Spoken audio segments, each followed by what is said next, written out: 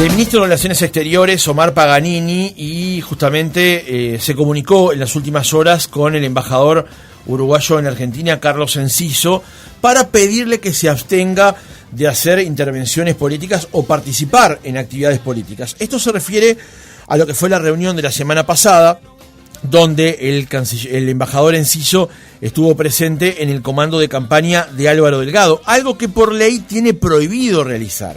Recuerden además que el embajador Enciso ya había tenido un apercibimiento, en ese caso por el ex canciller Bustillo, cuando dijo que si ganaba el Frente Amplio, las inversiones de argentinos en nuestro país podrían correr riesgos.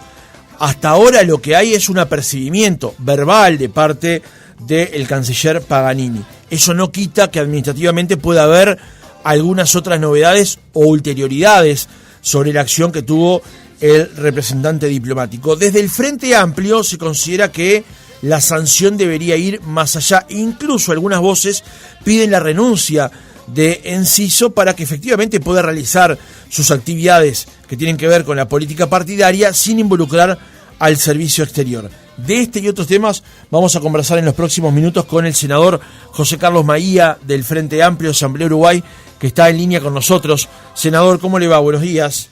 Muy bien, muy buenos días y a las órdenes para conversar de los temas que ustedes entiendan pertinentes. Senador, como decíamos, en las últimas horas el canciller Paganini se comunicó con el embajador Enciso para pedirle que se abstenga de realizar actividades como la que la semana pasada él mismo realizó, aunque él había dicho que había pasado a saludar únicamente. Eso no quita, como decía en la introducción, que administrativamente pueda haber algún otro tipo de sanción. ¿Esto satisface al Frente Amplio con respecto a lo que fue el apartamiento de Enciso de lo que tiene que ver con la ley de servicio exterior? Bueno, en primer lugar, es llamativo como jerarcas del gobierno, desde el presidente ahora al embajador, cada vez que hay una situación comprometedora pasan a saludar. Pero bueno, primer cosa, yo creo que es una situación muy delicada hacia lo interno de Cancillería. Cancillería es un ministerio que funciona profesionalmente, cuyos funcionarios de carrera, quienes se dedican a cuerpo y alma al servicio exterior, tienen un estatuto muy riguroso que les implica determinadas limitaciones. Dentro de las limitaciones está hacer política partidaria y por lo tanto no alcanza con decirle, bueno, te portaste mal, no lo hagas más, al embajador Enciso, en primer lugar porque en sí mismo no debe pasar. Tiene que tomarse otro tipo de medidas. Y en segundo lugar porque no es el único antecedente. Él dijo algo mucho más grave para los uruguayos aún, que participar del comando de campaña de Álvaro Delgado. Uh-huh. Él dijo que si ganaba el Frente Amplio habría dudas o vaya a saber si los inversores iban a venir al Uruguay. Una cuestión que es de otras décadas, pero que además no es que afecta al Frente Amplio, afecta el trabajo de los uruguayos, los voten a él, al Frente o a quien fuere. Uh-huh. Por lo tanto, es la segunda vez, por lo menos públicamente, que ingresan en la política partidaria. Ha estado en el tema de la LUC defendiendo una ley de gobierno cuando tampoco puede hacerlo, y lo que hace este gobierno con eso es perder autoridad hacia sus funcionarios, porque mire, si mañana en un determinado país, no sé, pongamos el que quiera, Costa Rica, El Salvador, España, Portugal, por nombrar 4, el embajador en ese lugar, en ese destino, va y se reúne con un comité de base del Frente Amplio. Ahora lo puede hacer, porque la máxima sanción que la máxima autoridad del ministerio puso fue decir no lo hagas más. Entonces, si usted le saca el límite de participación política partidaria porque es del gobierno o de su partido y lo deja pasar porque eso es así, bueno, el principio de autoridad se vulnera absolutamente y además el sentido de hacer la representación del Estado, que es lo que tiene que hacer cualquier persona, sea designada políticamente o de carrera, cuando está en una embajada y dedicado al servicio exterior. Y a su juicio, ¿qué es lo que debería haber hecho el Poder Ejecutivo, senador? Pedirle el cese. Tendría que haberlo cesado. No lo hacen porque es del partido de gobierno y del sector del partido de gobierno. Si fuera un funcionario de carrera, ya vimos lo que actúa este gobierno con los que son funcionarios, digamos, no de su confianza política partidaria. Pasó con el lío del pasaporte de Amarset, donde se le atribuyó responsabilidades a un cargo de muy baja jerarquía, sin responsabilidad política de confianza. Bueno, ahí sí apretaron. Entonces eso, cuando tú sos muy estricto con los más de abajo, es decir, con los subalternos, y no das el ejemplo con los jerarcas que son del cerno del gobierno, bueno, es una muy mala imagen del país y un pésimo criterio de administración. Ahora, más allá de la resolución que hasta ahora habría tomado el Poder Ejecutivo, por ejemplo, su colega, el senador Da Silva, le restó trascendencia al hecho y dijo que el embajador vive hablando de política, incluso con dirigentes de otros partidos. Por ejemplo, citó el encuentro que tuvo con el expresidente Mujica. ¿Qué responde a eso? Y bueno, lo mismo. O sea, lo que el sujeto de su conducta de análisis es el embajador. El embajador no puede hacer lo que está haciendo, porque una cosa es reunirse con un expresidente y otra cosa distinta es el comando de campaña. Vamos a entendernos. O sea, o hacer afirmaciones públicas como las que hizo con respecto a los posibles inversores en el Uruguay vinculados a un partido político. Punto. No puede hacerlo, no debe hacerlo, y si el gobierno lo permite, está actuando con un doble criterio. Quienes son del partido de gobierno, vale todo. Quienes no son del partido de gobierno, la máxima sanción. Es decir, no se arregla con un criterio ecuánime en función de cumplir o no la ley, sino si sos del partido de gobierno, si no lo sos. Senador, le cambio de asunto. En la comisión permanente del día de ayer se hizo justamente una actividad por el Día Internacional de la Conmemoración en memoria de las víctimas del Holocausto. Allí el senador Jorge Gandini, senador y precandidato del Partido Nacional, utilizó la instancia para proponer que Uruguay declare a Hamás como grupo terrorista. Hamás, el responsable de los ataques del 7 de octubre sobre suelo israelí. ¿Cómo advirtió el planteo que hizo el senador Gandini y la posición que ha asumido Uruguay también con respecto a este asunto, por ejemplo, en Naciones Unidas? Bueno, con respecto al planteo, yo no tengo ninguna duda que Hamás ha desarrollado acciones terroristas, particularmente la última que hizo el 7 de octubre en Israel, fue horrible, fue horrenda y hay que calificarla como un acto terrorista. Ahora, creo que para establecer el criterio de organizaciones terroristas, yo no creo que hay que andar como hace Estados Unidos con una vara propia para decirle a los demás quién sí, quién no. Hay que tomar criterios objetivos y que esos criterios tienen que venir, por ejemplo, de organismos multilaterales que no tengan interés propio, como puede tener Estados Unidos o alguna otra potencia, sobre alguna región del mundo. Yo creo que lo que hay que hacer con fuerza es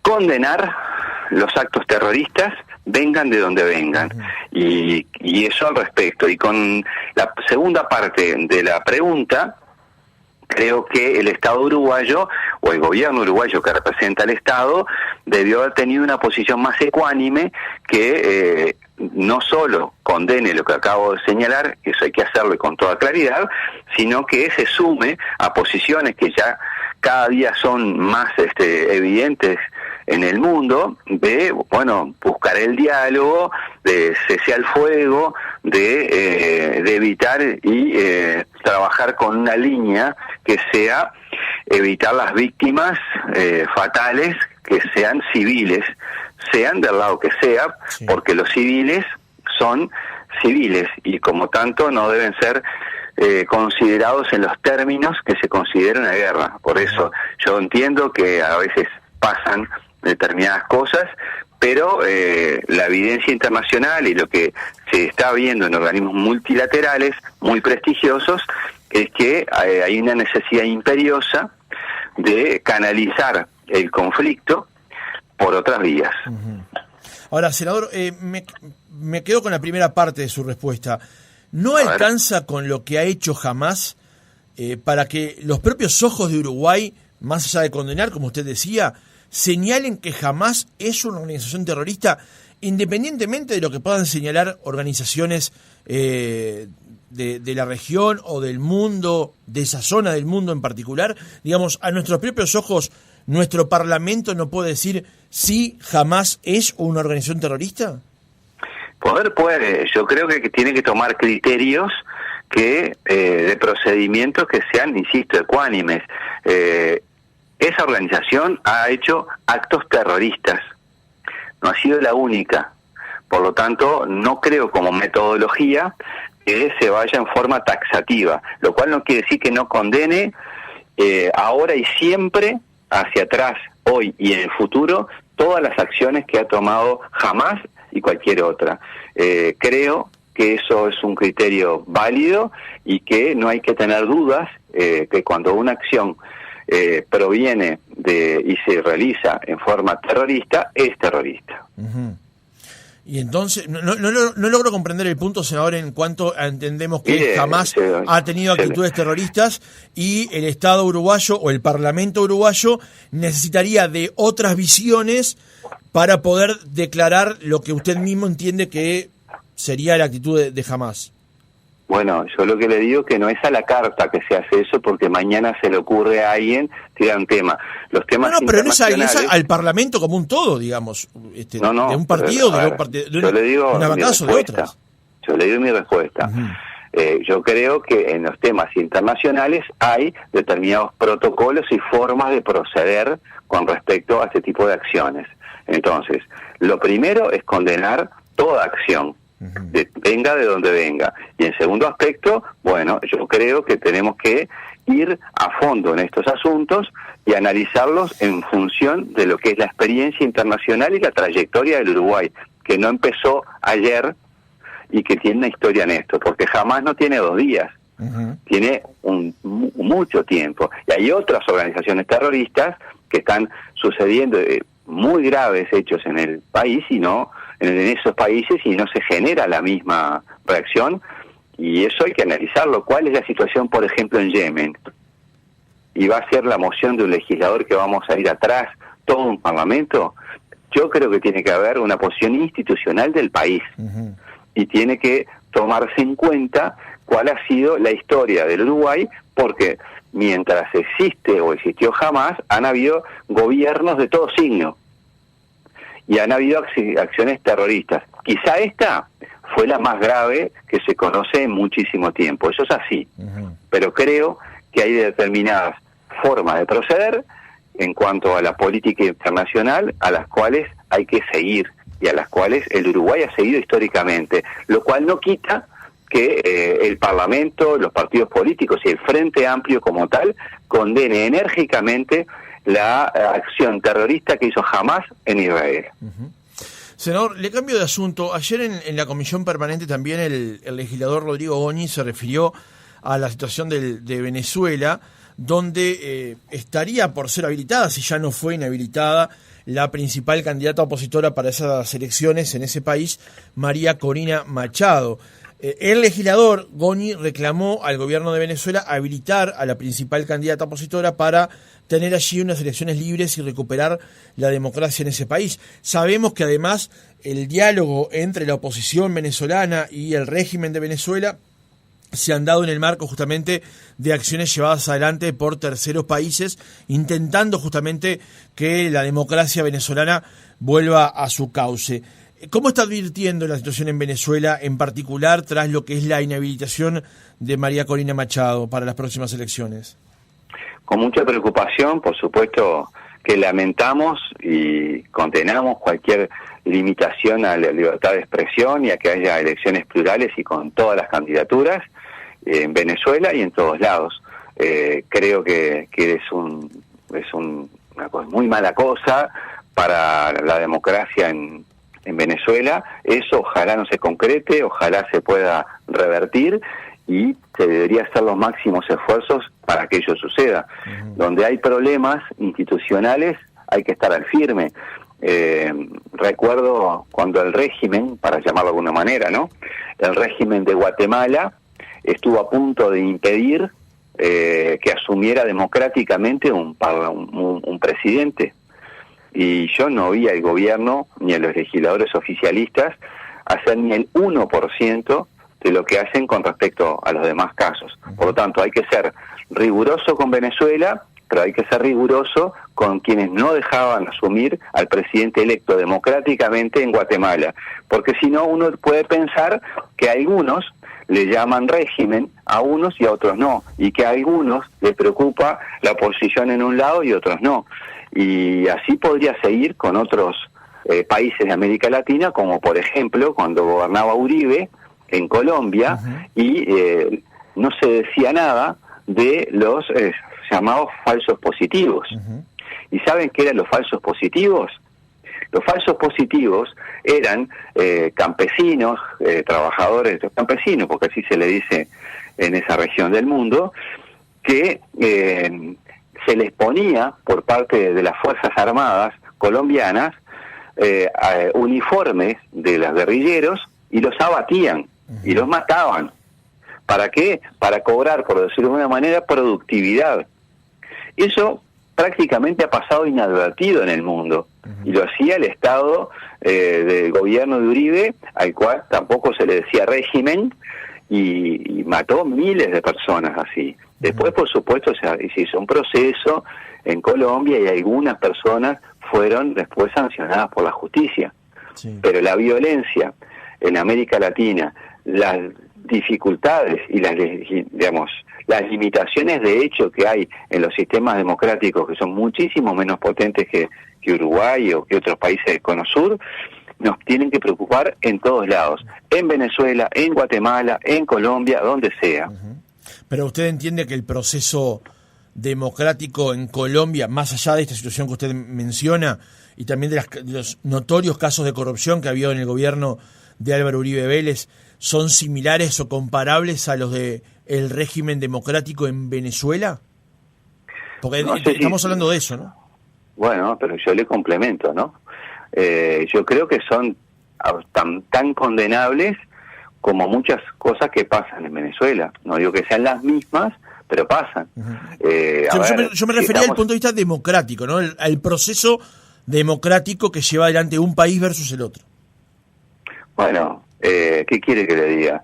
Los alcances de la democracia, cuando vos tenés de parte del Estado que asesina en forma masiva miles de personas, está bravo, ¿no? Yo qué quiero que le diga, capaz que vota mucha gente y está bien, y hay pluralidad y está muy bien, pero cuando se le asesina a dirigentes políticos, cuando pasa lo que pasó en Colombia, o se utiliza a veces alguna parte del sistema judicial para prohibir candidaturas o sacar del trillo a algunos, bueno, también ahí hay dificultades en la calidad democrática, que no digo que sea como Venezuela, pero son también problemas muy importantes. Bien. Senador, con respecto a este mismo tema, otra visión. Usted ayer comparó de alguna manera a lo que ocurre hoy en Venezuela con el régimen no democrático que hay en Venezuela hoy por hoy, a lo que en Uruguay ocurrió en la época del presidente Pacheco Areco, a lo que usted llamó Pachecato. Sobre eso han salido dirigentes del Partido Colorado a cuestionar justamente su visión. Por ejemplo, el diputado Ope Pasquet dice: increíble que José Carlos Maía compare la dictadura de Maduro con el gobierno de Pacheco Areco. Maduro acaba de proscribir a la candidata opositora María Corina Machado. En el gobierno de Pacheco se fundó el FA, votó en las elecciones del 71 y logró representación parlamentaria. Algo similar escribió el senador Germán Coutinho. ¿Por qué era necesaria esa comparación entre lo que ocurre hoy en Venezuela y lo que ocurrió en Uruguay a principios de la década del 70? Bueno, en primer lugar, tengo un profundo respeto personal, político y intelectual por mis colegas, trato de proceder así en general con todo el mundo y me parecen muy respetables sus opiniones y en los términos que me han formulado. Segundo, la verdad que cuando me preguntaron sobre eso, salió a partir de una media hora previa sobre el final que formuló el diputado Rodrigo Goñi. Sí. Y lo que asocié en ese momento fue algunas acciones que recordé del gobierno de Pacheco Areco en que prohibió partidos como el Partido Socialista, donde hubo la prohibición de medios de comunicación y el cierre de medios de comunicación, cuando se extendieron una cantidad de medidas excepcionales y estados de seguridad excepcionales en el país que el Parlamento los levantaba y al otro día el gobierno de Pacheco Areco los llevaba adelante, cuando se dieron algunas denuncias en el Parlamento con legisladores de los partidos tradicionales que la sostenían, aún sin la existencia del Frente Amplio, de torturas y situaciones muy, muy graves, en un clima que, por supuesto, estaba muy enrarecido a partir del surgimiento y el desarrollo de la guerrilla del MLN. Pero creo que hay algunos puntos de conexión. Esa fue la asociación de ideas que hice en el momento. Obviamente hay características distintas, épocas distintas, y es por eso que hice la asociación, porque me recordé algunas acciones puntuales y concretas que se dieron durante el gobierno de Pacheco Areco, algunas de las cuales he descrito. Podría dar más, pero esa es un poco la línea de razonamiento. Pero entonces se entiende que tal vez pudo haber ajustado aún más el concepto y eludir o evitar la comparación, digamos. Sí, a ver, la verdad que pude no haberlo hecho, pero lo hice y lo estoy explicando las razones por qué hice la asociación de ideas, porque recordé una serie de medidas que durante el gobierno de Pacheco Areco se llevaron a extremos y donde hay denuncias, insisto, de comisiones investigadoras y demás.